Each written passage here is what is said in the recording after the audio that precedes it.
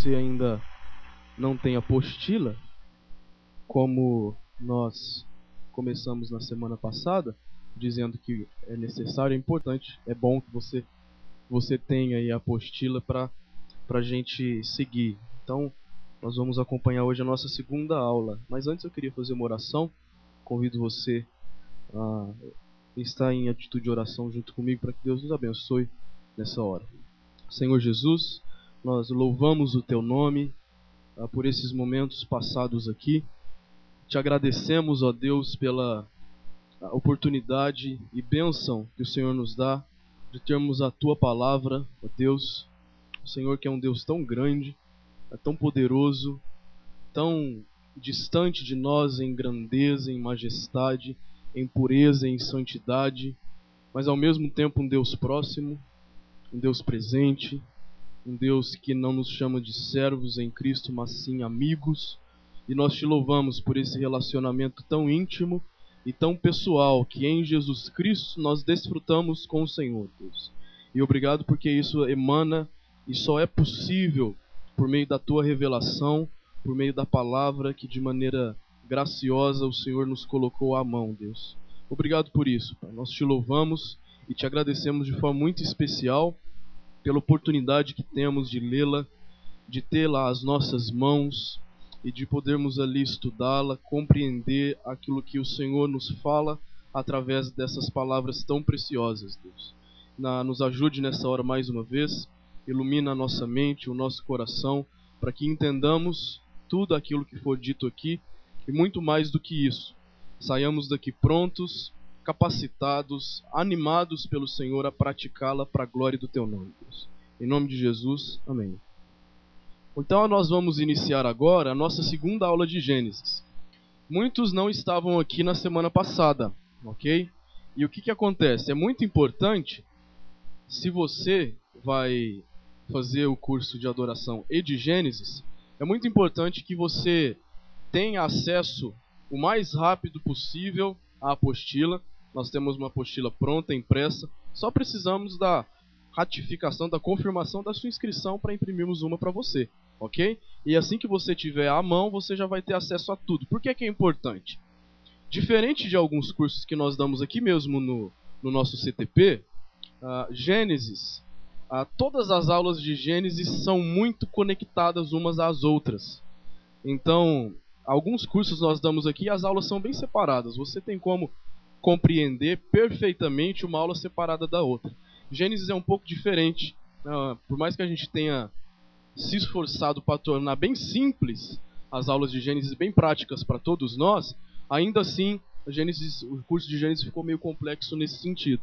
Então é importante que você tenha acesso à primeira aula. Essa aula é a segunda, mas na verdade tanto a aula passada como essa é uma grande introdução ao curso de Gênesis, ok? Então é importante que você faça isso. Apesar de que a gente vai relembrar aqui na nossa aula agora de forma muito sucinta, muito breve, aquilo que a gente introduziu na semana passada, ok?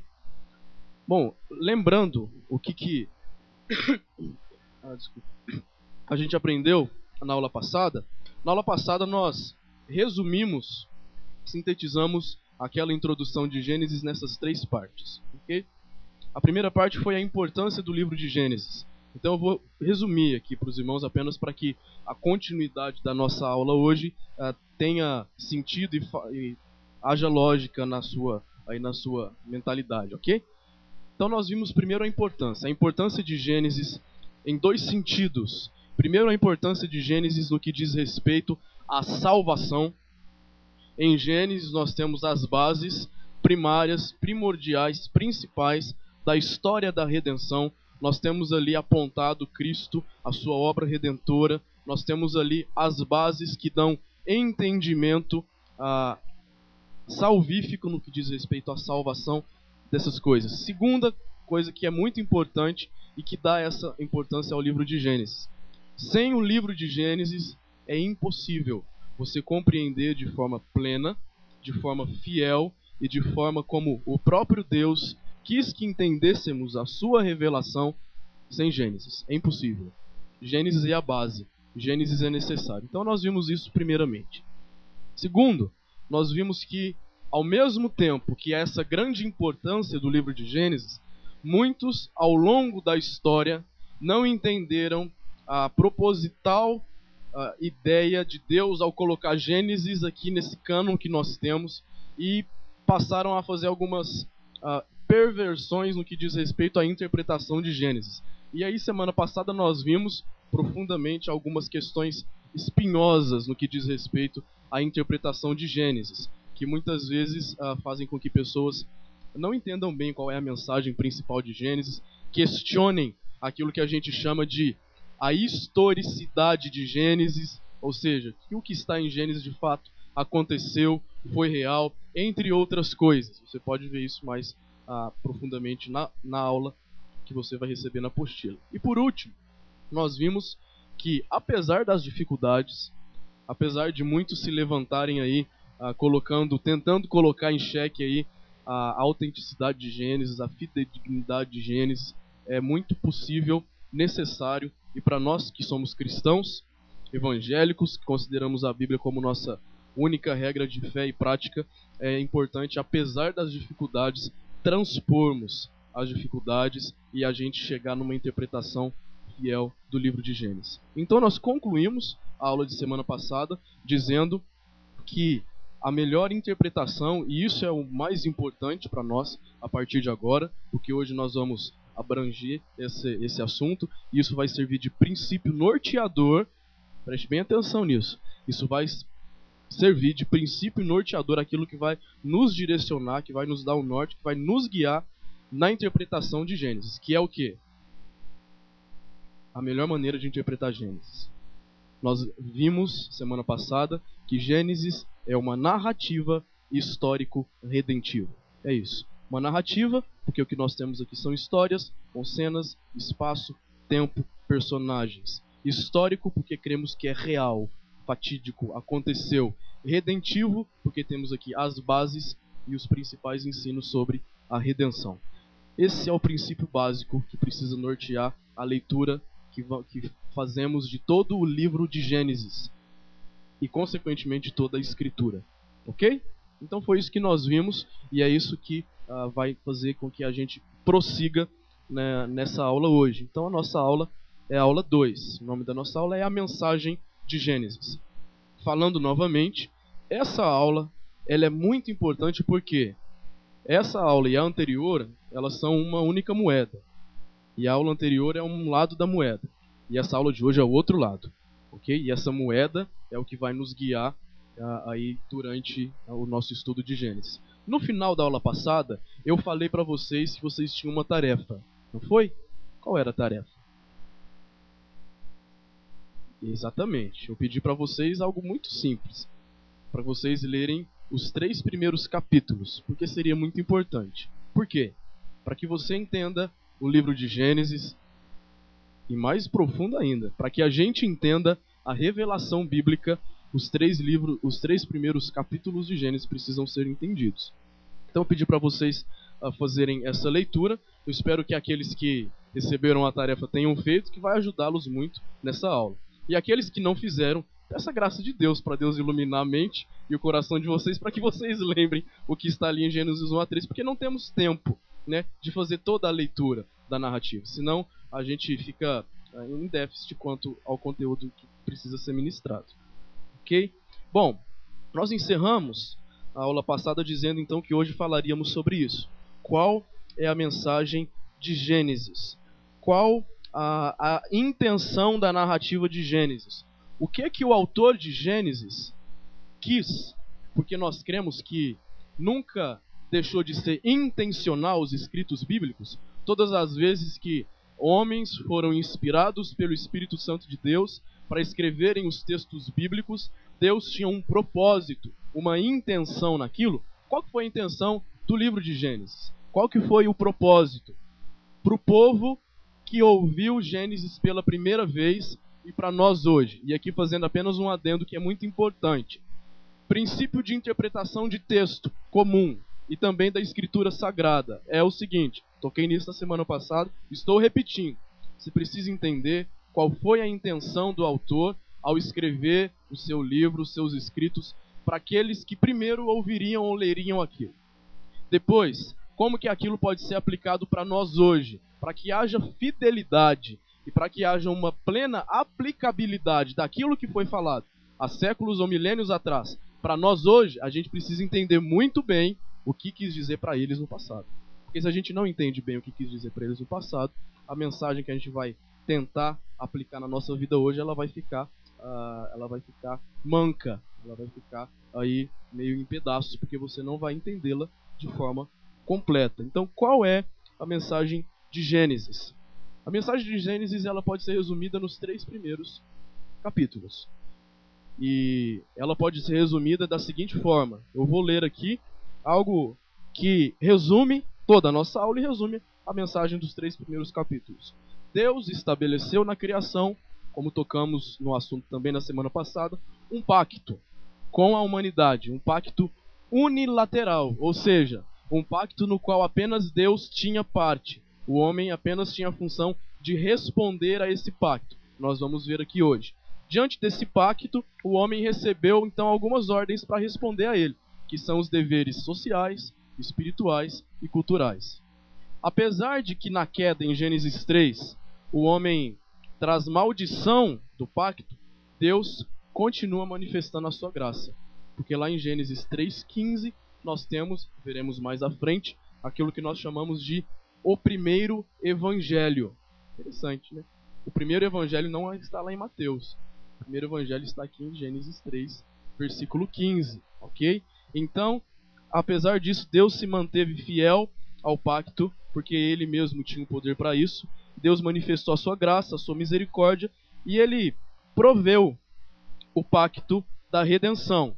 E Ele possibilitou à descendência escolhida a continuidade do cumprimento dessas tarefas. A tarefa cultural, social e espiritual. Ponto.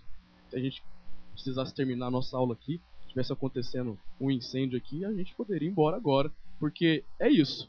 Essa é a mensagem de Gênesis. Mas a gente vai se aprofundar. Vamos ver onde que está isso nos textos. Vamos caminhar sobre isso, ok? Bom, a primeira coisa que a gente precisa falar então é sobre a estrutura de Gênesis, né? Isso que eu acabei de falar, esse resumo que eu acabei de fazer, Deus cria, faz um pacto lateral, o homem responde, o homem desobedece, mas Deus mantém através da redenção e o homem tem a possibilidade de continuar respondendo. Isso tudo é repetido em todo o livro de Gênesis. E preste atenção nisso. Isso é repetido em toda a Escritura Sagrada, com narrativas diferentes, com histórias diferentes, seja através de poesia, de narrativa, de história, de profecia, enfim. Isso é repetido de várias formas. Em Gênesis, de forma específica, essa mensagem ela é absorvida, ela é compreendida através de uma estrutura literária. Aqueles que estiveram aqui semana passada lembram-se que eu disse que todo livro da Bíblia é um livro literário no que diz respeito ao seu conteúdo escriturístico. Tudo aqui é literatura. Não que a gente vá interpretá-lo como uma literatura qualquer. Eu enfatizei bem isso na semana passada. Por quê? Porque o nosso pressuposto básico, como cristãos, como crentes, que creem na infalibilidade, na suficiência, na inerrância das Escrituras, esse é o texto sagrado.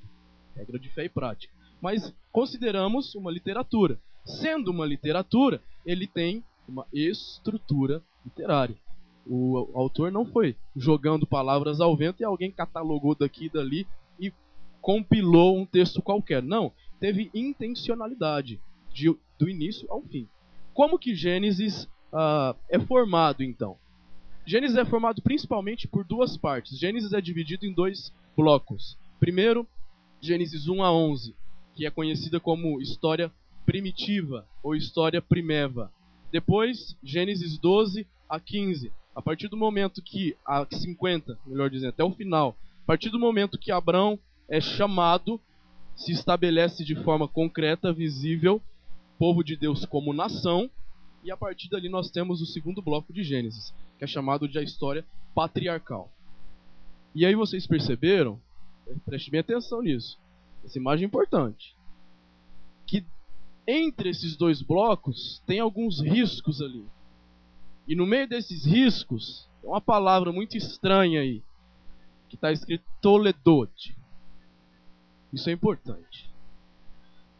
Toledot, a gente vai ver daqui a pouco o que é isso, são estruturas genealógicas que dão sentido literário ao livro de Gênesis. Então, resumindo e deixando mais claro, o que isso significa? O livro de Gênesis, então, tem 2 blocos. São esses 2 grandes blocos. Entre todos os capítulos e versículos de Gênesis, existe o que a gente chama de uma costura literária, que é através desses toledotes.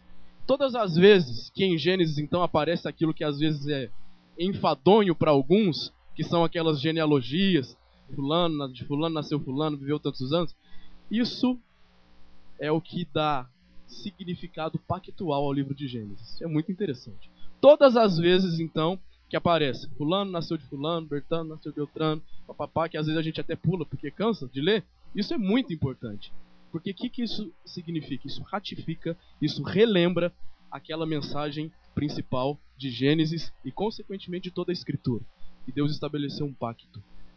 E exige desses homens um pacto. E quando ali nós lemos naquelas linhagens, naquelas genealogias, que fulano veio de fulano, fulano veio de fulano, e serviu ao Senhor, aquilo está confirmando, está relembrando que o Deus do pacto não desistiu do homem. O seu povo continua sendo mantido, direcionado e guiado por ele. Então, essa estrutura é muito importante. Por quê? Porque os irmãos perceberão que a partir da próxima aula, quando passarmos de Gênesis 4, porque até Gênesis 3 nós temos essa mensagem mais completa, que nos ajuda a entender Gênesis e toda a Escritura, os irmãos perceberão que isso vai ser importante para a sua leitura, porque todo final de aula você vai ter a tarefinha aí de ler a continuidade de Gênesis, um pouquinho por semana, e tanto na compreensão da aula em si, essa estrutura vai ser muito importante. Porque todas as vezes que você, durante a leitura de Gênesis, chegar numa linhagem, nessa genealogia, você vai lembrar, opa, aqui, então aí você vai marcar lá com a sua caneta de cor diferente. Opa, aqui então começa uma nova linhagem. Começa um novo indício do pacto, ok? Então isso é muito importante. Na semana passada nós também tocamos no assunto e dissemos que hoje nós iríamos se aprofundar nisso. Por quê? Pela própria estrutura de Gênesis que exige da gente esse entendimento. Essas histórias e o que costura todo o livro de Gênesis, sob tudo isso aí existe o pacto de Deus, que eu acabei de falar, que é a mensagem do livro de Gênesis. Então nós veremos aqui o que é esse pacto. A Igreja Presbiteriana do Brasil tem alguns documentos confessionais. O que é isso? Logo após a Reforma Protestante, naquele afã e em toda aquela celeuma entre a Igreja Romana e aqueles que surgiram reformando, as diferenças doutrinárias precisavam ser estabelecidas de forma clara, tanto para uns quanto para outros. A Igreja Católica se reuniu naquilo que ficou conhecido como Contra-Reforma, Concílio de Trento, e fez todo aquele documento que é famoso. A Igreja Reformada, ela estabeleceu alguns escritos também, para diferenciar a sua fé, para diferenciar como que a Igreja que voltou, que saiu de todos aqueles desvios da Igreja Romana, interpreta a Bíblia. E dentre esses vários documentos, existe um que é a Confissão de Fé de Westminster. A Abadia de Westminster, famosa, lá em Londres. Casaram-se há pouco o príncipe e a princesa lá. Naquela igreja, então, os reformados fizeram um documento. Esse documento, você que não é da nossa igreja, isso é muito, muito interessante você saber. Esse documento resume toda a fé bíblica, através de perguntas e respostas, através de afirmações. Esse documento, ele é o que rege a nossa visão de fé. Ele não está superior à Bíblia. A Bíblia é a nossa regra primária de fé e prática. Mas ele é aquilo que foi resumido e sintetizado para as nossas doutrinas. Por que eu estou contando toda essa história desse símbolo de fé? Porque o símbolo de fé de Westminster, que é aquilo que guia a nossa interpretação bíblica, ele foi feito sob uma visão pactual. Logo no início da Confissão de Fé de Westminster, nós temos ali um capítulo que é o seguinte: do pacto de Deus com o homem. E eu vou ler aqui, são 3 tópicos bem curtos, e eu vou ler aqui para os irmãos o que aqueles irmãos... Então, qual que é a minha insistência histórica para você aqui? Preste atenção. A minha insistência histórica é para que você compreenda que essa questão pactual não é um preciosismo doutrinário e presbiteriano, mas é algo que desde a antiguidade, quando esses homens lá no século XVI estabeleceram essas questões pactuais na interpretação de toda a Bíblia, principalmente de Gênesis, à luz dos pais da igreja, lá do 2º, 3º século, isso é importante, porque isso não é algo simplesmente pontual. Isso é o que envolve toda a doutrina que ao longo dos séculos foi vista e tida como fiel à Escritura. Então, quando a Confissão de Fé de Westminster vai resumir essa questão do pacto, ela diz o seguinte: primeiro, tão grande é a distância entre Deus e a criatura, que embora as criaturas racionais devam a Deus obediência como seu Criador, elas nunca poderiam fruir nada dele, com bem-aventurança e recompensa, senão por alguma voluntária condescendência da parte de Deus, a qual foi ele servido por meio de um pacto. Segundo, o primeiro pacto feito com o homem era um pacto de obras. Nesse pacto foi a vida prometida a Adão, e nele foi a vida prometida à sua posteridade, sob a condição de perfeita obediência pessoal. Deus cria o homem e faz um pacto. Qual que é o pacto? Coma dessa árvore e dessa não. Qual é o pacto? Deu o nome aos animais. Qual é o pacto? Fiz uma mulher para você. Ok? Isso é chamado, então, de o pacto das obras, que nós chamaremos aqui de o pacto da criação, para diferenciar do pacto da redenção. O que acontece é que o homem peca em Gênesis 3. Então, a exigência do Criador era que o homem obedecesse perfeitamente para que o pacto fosse mantido. Mas o homem não obedece, ele come do fruto. Ele não é líder do seu lar, está ali do lado da sua mulher, como ouvimos há pouco, não fala nada quando ela desobedece o Criador, e aí o caos se estabelece. Mas ainda assim, Deus mantém o pacto. Terceiro, que diz a confissão de fé: o homem, tendo se tornado pela sua queda incapaz de ter vida por meio desse pacto, o Senhor Deus dignou-se a fazer um segundo pacto, geralmente chamado de o pacto da graça.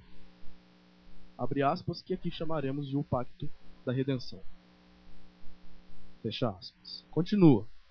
Nesse pacto, Deus livremente oferece aos pecadores a vida e a salvação por Jesus Cristo, exigindo daqueles a fé em Jesus, para que sejam salvos, e prometendo dar a todos os que estão ordenados para a vida o seu Espírito, para dispô-los e habilitá-los a crer.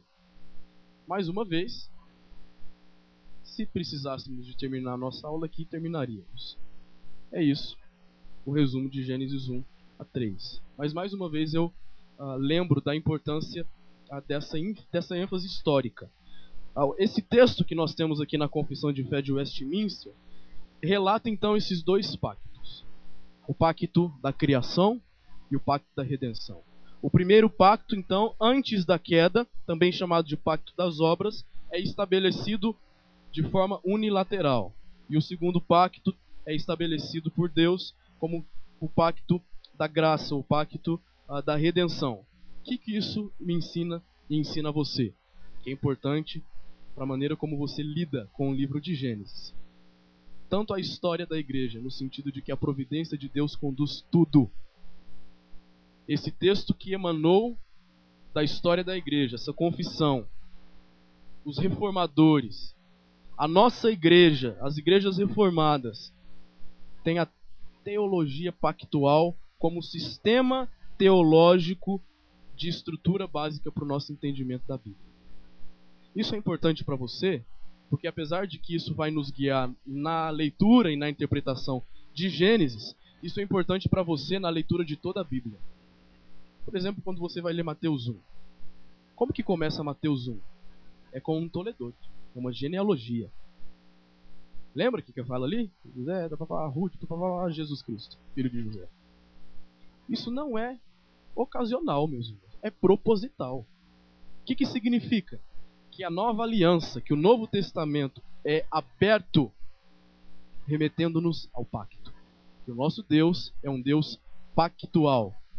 E que desse pacto exige dos homens, da criatura e dos salvos, respostas. E nós veremos isso aqui. Existem dois livros muito importantes, porque esse assunto do pacto, ele é muito abrangente, ele é muito mais profundo do que as sínteses que estamos trazendo aqui para vocês. Então, caso você goste de ler, queira se aprofundar no assunto, esses são dois livros que nortearam a grande parte aqui do nosso curso de Gênesis e que vão ajudar muito você. O primeiro é esse, que se chama O Cristo dos Pactos. O autor é O. Palmer Robertson. E o segundo livro é esse, Revelação Messiânica no Antigo Testamento, desse autor aqui, Gerhard van Groningen. São livros muito importantes. Bom, então, apenas um resumo gráfico daquilo que nós falamos, da importância que para nós, que somos crentes reformados, frutos da reforma, de forma especial a nossa igreja presbiteriana, como que a questão da teologia do pacto é importante. Bom, vamos ver algumas questões etimológicas aqui do pacto que é importante para o nosso ensino aqui. Todas as vezes que aparecer no Antigo Testamento, palavras tais como aliança, pacto, concerto, acordo, todas essas palavras no português são traduções de uma palavra, dessa palavra que nós chamamos de perith. E essa palavra aqui, ela é derivada de um termo, na verdade aqui assírio, que significa laço, que significa vínculo. E aqui preste atenção, porque os oponentes da teologia pactual usam esse aparente gap, esse aparente buraco aí no conceito para dizer que a teologia pactual é furada. Mas preste atenção nisso. Esse termo, originalmente, ele indica um acordo bilateral. Ou seja, esse acordo era usado lá no Antigo Oriente Próximo para que um rei e um vassalo estabelecessem um acordo. E tanto o rei quanto o vassalo entravam com alguma parte, seja do que fosse, certo? Então, o termo original hebraico vem desse contexto, de acordos de soberania, de suzerania. Ponto. Isso não quer dizer que quando o autor bíblico usou, claro, histórica e culturalmente, de forma proposital, o termo na Bíblia, não quer dizer que o pacto do Criador, o pacto de Deus com o homem, também é bilateral. Que o homem entra com uma parte e que Deus entra com outra. Por que isso é muito importante? Isso não é um preciosismo teológico. Preste atenção nisso. É de um erro dessa interpretação que tem surgido de forma muito prática e muito deturpadora da igreja cristã atual, coisas do tipo: eu faço a minha parte e Deus faz a dele. Será que você nunca ouviu falar disso? Com certeza você ouviu. Eu faço o meu sacrifício e Deus cumpre a sua promessa. E aí dele, se não cumprir. Os irmãos percebem que a falta de um entendimento de algo tão profundo, de algo que aparentemente parece estar meio distante da gente, as deturpações que surgem na vida prática.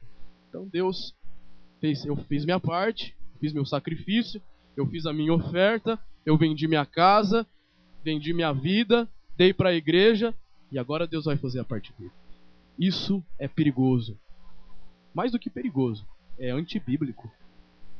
Porque eles não entenderam o que foi o pacto que o Criador estabeleceu com a humanidade. Esse pacto, Deus entrou com a parte toda.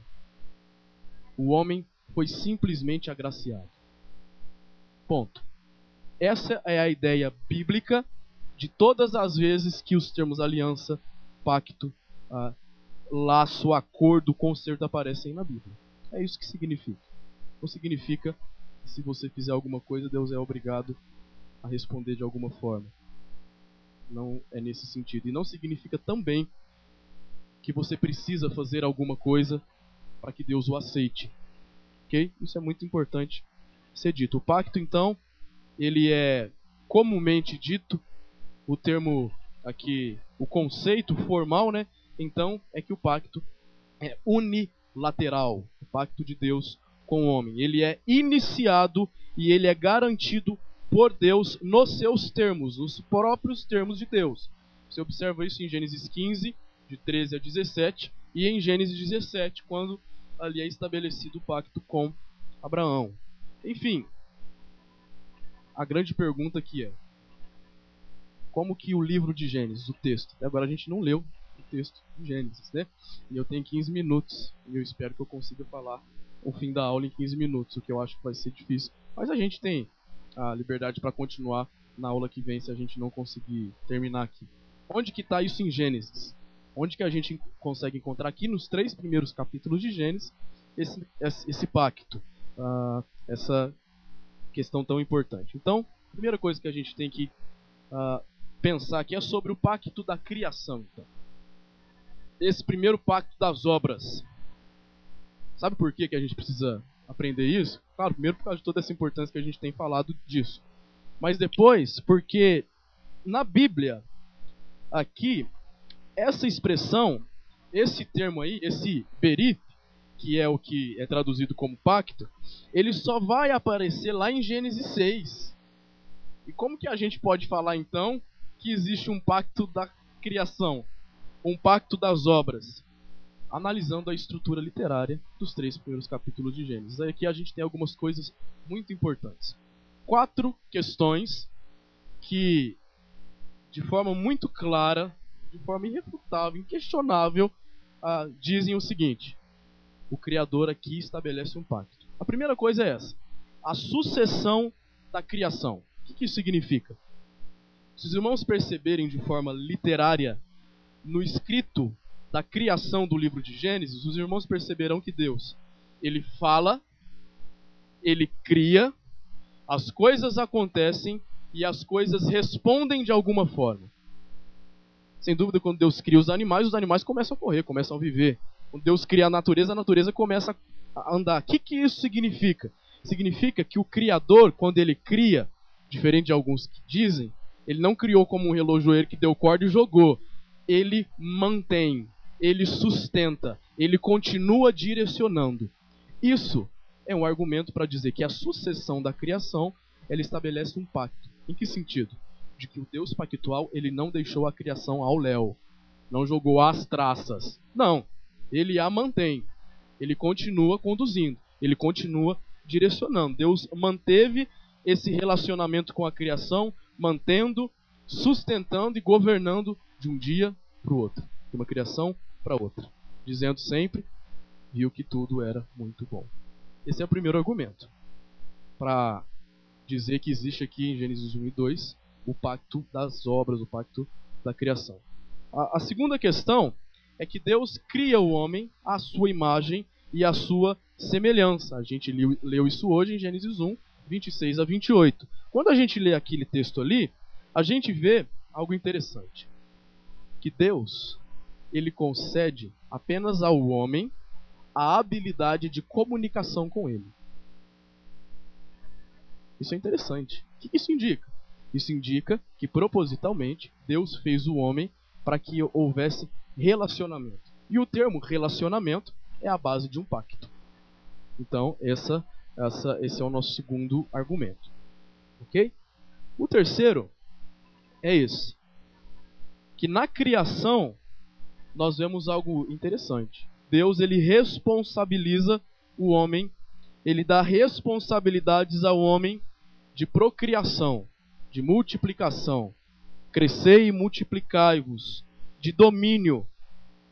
E eu só queria ler com os irmãos, lá em Gênesis 2, se você puder abrir aí a sua Bíblia, em Gênesis 2, 15 e 19 nós lemos algo assim: tomou, pois, Gênesis 2:15, tomou, pois, o Senhor Deus ao homem e o colocou no jardim do Éden para o cultivar e o guardar.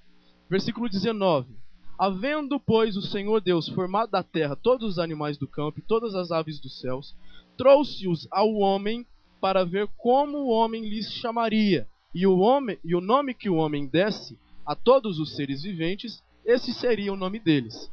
O que isso significa? No sentido pactual. Não foi Deus quem foi lá e deu nome ao homem. Deus poderia fazer isso. Deu nome aos animais, melhor dizendo. Deus poderia fazer isso. Sem dúvida alguma. Num estalar de dedos. Se é que ele tem dedo. Mas ele poderia fazer isso e não fez. Ele deu uma responsabilidade ao homem. Responsabilidade de dar nome. Responsabilidade para não comer do fruto proibido. Responsabilidades. Num pacto existe responsabilidade. Num pacto, agora usando apenas a analogia de um pacto bilateral, por exemplo. A parte tem que cumprir o seu lado. Né? No contrato, você vai alugar uma casa, faz um contrato. Se você sair da casa e tiver destruído a casa, vai ter que devolvê-la. Tem isso, não tem? É obrigação, não é? Você tem que devolver da maneira que você pegou. Isso é um exemplo simplista, no sentido de que num pacto existem responsabilidades. Então, a responsabilidade espiritual, cultural e social que o Criador dá ao homem são indícios fortíssimos de que existe aqui um pacto, uma aliança.